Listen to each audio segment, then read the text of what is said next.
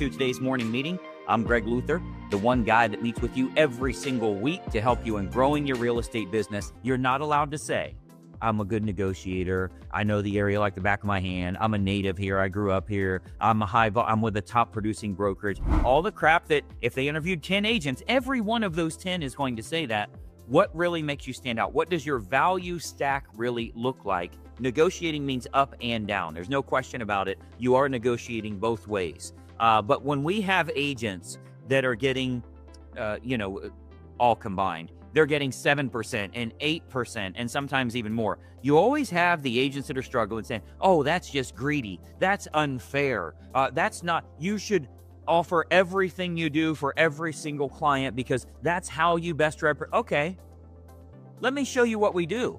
You know what those agents say? Oh, I would never do that. Nobody could afford to do that. You can't spend $3,700 with a mailing list broker, and then you got to send the mail with a target marketing approach to go to the most opportune buyer. No agent really does. That's why we get more. That's why we earn more. See, I thought you said we were being greedy. I thought you said we weren't worth that. What's going to happen is those bottom feeders, those scraping the bottom of the barrel and barely getting by, I can guarantee you they're not going to make it in this industry.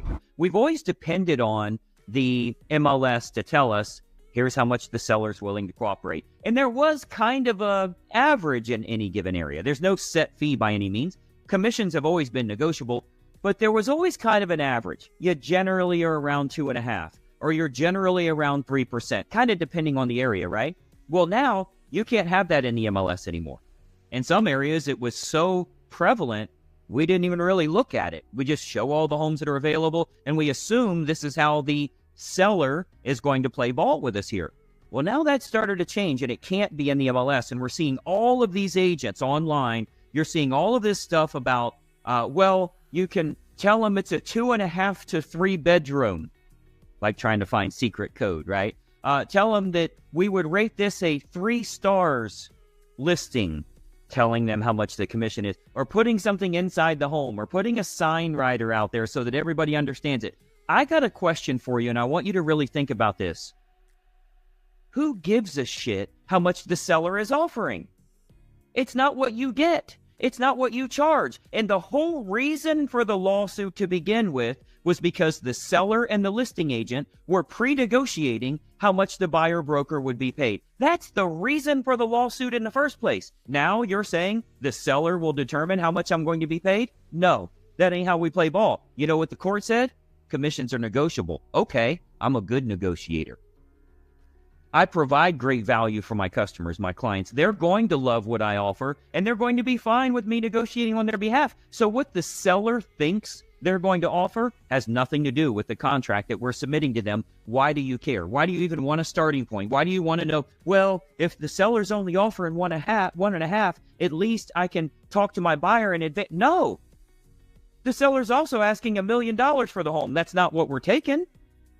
We're going to write a contract, and we're going to try to negotiate on our behalf. Now, I want you to rewind for a little bit. Rewind a couple of years ago before any of this stuff was even really going on publicly. And I want you to think about the first-time buyer that you had, that they were qualified, they had the income, everything was fine, but they needed help with closing costs. They didn't have money to pay those closing costs out of pocket, but they're highly qualified. It's very simple. You would tell the listing agent, hey, we love the home. We're willing to write an offer on the home. I got a pre-approval letter. These people are good, but they got to have help with closing costs. Regardless of the purchase price, they got to have closing costs because they just don't have the money out of pocket. Now, I know the seller wasn't planning to pay closing costs. I know they didn't pre-negotiate. Well, I'm willing to pay $1,000 towards closing costs and no more. It was zero. But you know what they did? They paid closing costs. So it does not matter what they're offering. I don't care what they're offering. If they want to tell me, great. If the listing agent calls and says, hey, I just want to let you know my seller's planning on paying only 2%. So just so you know, I don't care. My buyer is planning on paying me 8%. It's negotiable. Does this look like a slam dunk deal, or am I going to put in a whole bunch of hours and never get paid? Let me ask you something. Isn't that exactly what we do with listings? Every one of them we meet, we only get paid if we win. So if you go out there and that homeowner, it's worth $500,000 and the homeowner says, I want $550,000, No, you're not going to beat them up later. And by the way, 70% of their showings happen in the first 21 days. So I hope you're not trying to beat them up after 21 days to get it to a realistic price. Your job is to get them as much as you possibly can under the best terms and make sure everything works out well for them. But you also have to advise them if they're taking a wrong turn. And one of those wrong turns that they're taking is overpricing their home and missing out on that initial surge that we need during that first 21 days. So don't accept a job if you don't know that you're going to get paid, or if you know there's a significant chance you won't get paid. This would be the same as you going to work somewhere and all the people that work there are like, we haven't had a paycheck in weeks. You're like, oh, well, I'll get a paycheck. If you walk into a listing and they want too much for their home and you know this is unrealistic, it's certainly not going to happen, why would you accept that job? If you're worried about the changes that are happening, you can go to a meeting at your local board of realtors and leave there pissed off and more confused, fighting with everybody that's in the room about what this really means because they are lost themselves. You can challenge them on that. You can say how you are reading the rulings, how you believe this should work, and ultimately they'll say, call legal. Check with the attorney. Because they have no idea themselves. So they let themselves off the hook by saying, why don't you call the legal department and ask them? I have, over the last 5 days, I've received 3 emails from agents that are in the exact same MLS. I've received 3 emails that they've been told 3 different versions of how it's going to happen from the exact same MLS.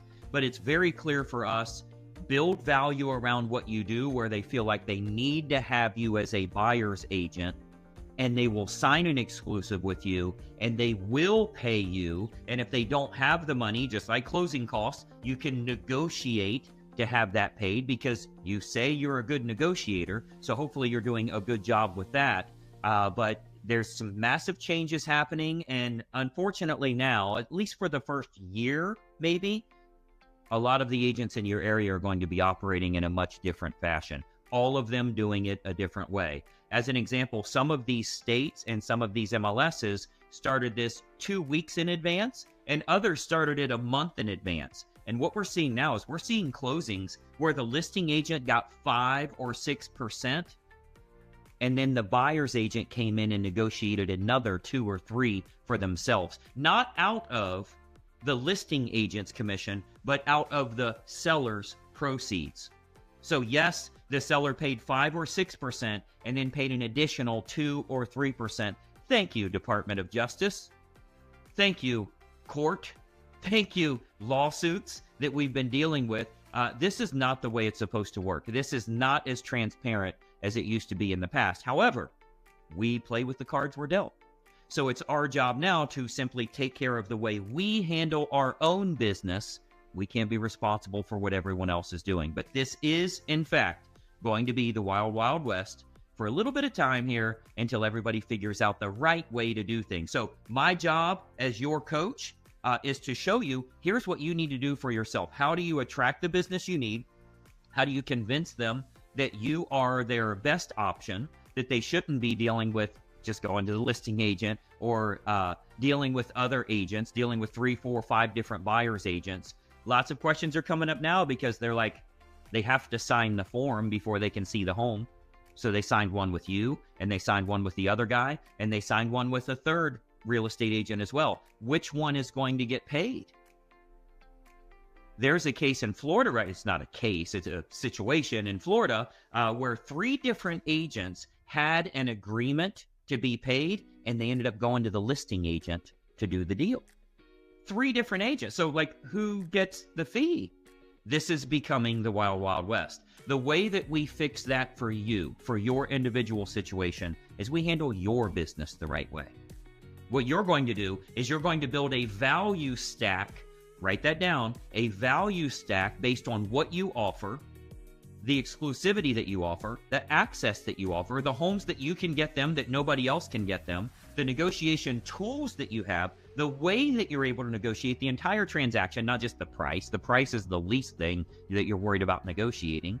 And being able to present that in a way that they want to work with you, they want to work with you exclusively, and they're willing to compensate you for that at a fair market value, regardless of what's going on with the economy, with the changes in the rules that we have now, with the NAR settlement, with the interest rates, with all of these issues. What are you doing to generate buyers and sellers? There's closings happening all around you. You need to be getting your portion of them. So our topic for the day today is how to spot a profitable agent. More importantly, how to become one yourself. We certainly know how to spot the unprofitable agents. Let me tell you how you can find them. They don't sleep real well at night. They think they have a problem with insomnia, but it's actually a medical diagnosis called broke acidness. If they would fix that issue, they would be able to sleep very, very well at night. They have debts that keep piling up on them. They know they should get a newer car. They just can't really afford to get a newer car because they don't feel confident in the monthly revenue that their system is currently generating for them. They depend solely on their past clients and sphere of influence. And while that's usually fine, it's certainly way, way down now. So it's not a profitable model. These are the things that are not working well. You know, the fact is in real estate, the middle class agent is gone. Much like America, there's no such thing as an average real estate agent anymore. As a matter of fact, that discrepancy is getting bigger and bigger. That is getting a wider split between top agents and struggling agents. There's not really a middle realtor. I would consider a middle to be like 3 or 4 closings a month, right? That would be considered average. Maybe 2 or 3 would be considered middle of the road. What we're finding is they're doing 10 or they're doing 0 to 1. And that's what we're seeing happening nationwide. The rich are getting richer. Those that are successful are becoming more successful. Why? Has nothing to do with the amount of money they have. It certainly has nothing to do with the brokerage that they're with. It has to do with the approach they're using to generate business. So since that middle class real estate agent is kind of separating here, a lot of agents are either winning bigger than ever before, or they're struggling and they're nervous and they don't know what's going on with their business and they're trying new things and they're investigating this over here. And should I sign up for this? And I don't know, I've tried this stuff before and this didn't work. And they're timid. They're pulling their punches and they're getting beat up. They're not even able to defend themselves in this business. But I want to note something for you here. There are several agents that are clearing over $30,000 a month. Stop listening to poor people. Stop listening to agents that are doing 0 or 1 or 2 closings a month. You have to stop listening to what, it doesn't matter what there's, I'm not saying listen to it and don't take their advice. I'm saying they're not allowed to talk to you because that shit is contagious. You might be in one of those mind funks yourself. You know what I mean? If you've been through one of those before where you've got, Zig Ziglar, he used to tell us it was stinking thinking. If you're dealing with that stinking thinking, there's a real good chance you're having bad actions every day. You're feeling sorry for yourself. You're not taking the right actions. How can you best define sadness or depression? How can you best define anxiety? Do you know what that is or why it's happening? Because if you can get that under control, you'll be much more focused. You'll be doing far better, making a lot more money. I help a ridiculous number of real estate agents to stop believing their own bullshit, to overcome their own BS. And there's an awful lot of that out there. Again, I'm certainly not a doctor. I'm a freaking real estate coach. And what we're going to talk about today is how this applies specifically to real estate agents, because any sales business, frankly, the highs are real high, but man, the lows are really low. And it's tough to deal with. It's tough on the ego. It's tough on the consistency you need to have. Many times it's tough on the marriage. The spouse doesn't understand some of the stuff that we go through. And if you get into that downward spiral, it picks up speed just as fast as that upward spiral does. So you got to make sure you're heading in the right direction. Years ago it was, cancel the police. Now it's cancel the real estate agents, right? Because they've all been conspiring to screw everyone. Well, I think it's a very small number of people trying to be loud. There is no question the value that's provided by a real estate agent. But listen, you got to show that.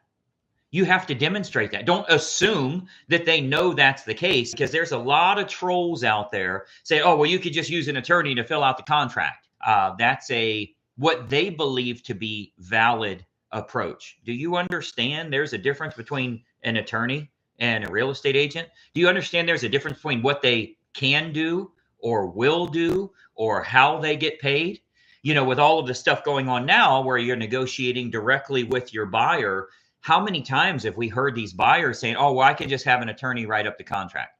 Or if you've met with for sale by owners, a lot of our inner circle coaching members, we have a FSBO approach we use. It's not a lot of business, but it's 1 or 2 listings a month. If you're using that approach, you get 1 or 2 listings every single month using the FSBO approach. But you know what a lot of FSBOs are going to say? Oh, I don't need a real estate agent. I've already got an attorney to do the paperwork and everything. You don't have a buyer. Who's going to sign the paperwork? What are you talking about?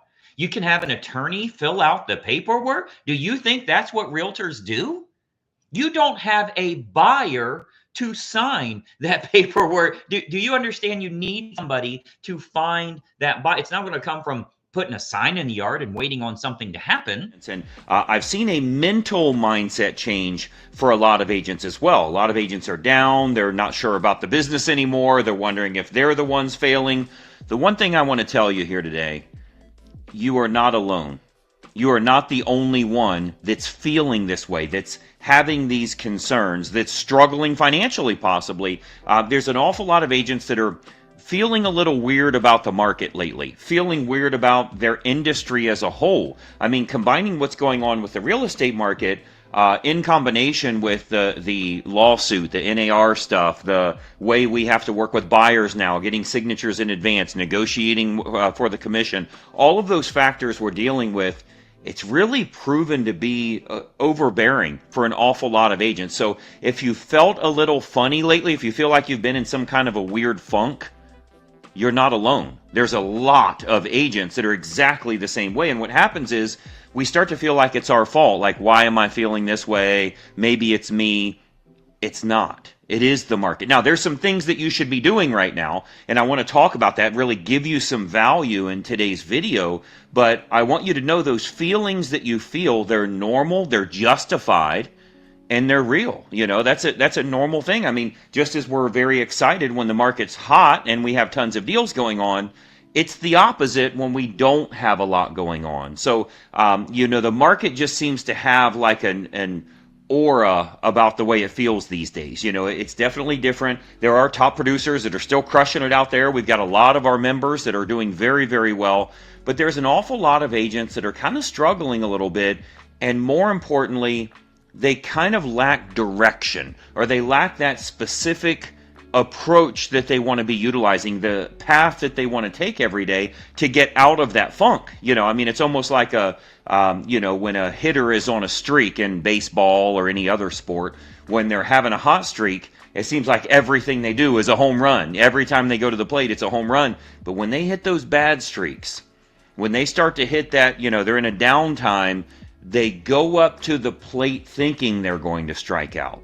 And sure enough, they're usually right because they can't get out of that funk. The best thing to do is to get yourself a couple of home runs. With what's happening in the real estate market right now, we certainly have a black eye, right? We've got all of the issues that everybody thinks real estate agents have charged too much, and that's why prices are too high. And, you've taken all of our equity for years and all of that crap. Well, we're starting to change that narrative a little bit. We're building value. We're showing them there's a massive difference between real estate agents, what they do, what they charge, and ultimately the results that they get. So I wanted to talk a little bit about that today because it's really a good opportunity for you. I think agents that weren't real confident to begin with, they didn't have their confidence level, they didn't have their competence level. I think an awful lot of those real estate agents are standing there now stunned with a bloody nose, right? They don't even know what's going on. They start talking about, when rates go down, I'm going to start selling more. You're not waiting for anything. You're selling houses or you're not.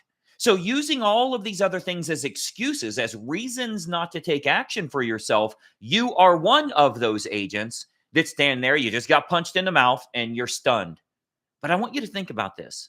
as a successful real estate agent, you have always wanted this to happen to the competition. You've always wanted the competition to do nothing, to stand there, to think that they're paralyzed and they can't do anything right now. That is a big benefit for you. People are not confident right now. They're not moving forward. They're not running ads, converting leads, handling those objections the way that they should. So if you are well trained, you are at a distinct advantage because so many other agents are paralyzed right now. Hey, it's Greg Luther, and listen, if you don't follow this channel, there's a good chance you're never going to see me again. I consistently put out regular content, and it's extremely helpful for real estate agents to grow their business. I want to keep you up to date on what's working so that you're in the know and you can take action accordingly. So be sure that you like and comment here, but most importantly, make sure you follow, share, and subscribe to our channel so that you don't miss out on anything. I'm here to help you in growing your business, and I'd love to do so. Follow right now.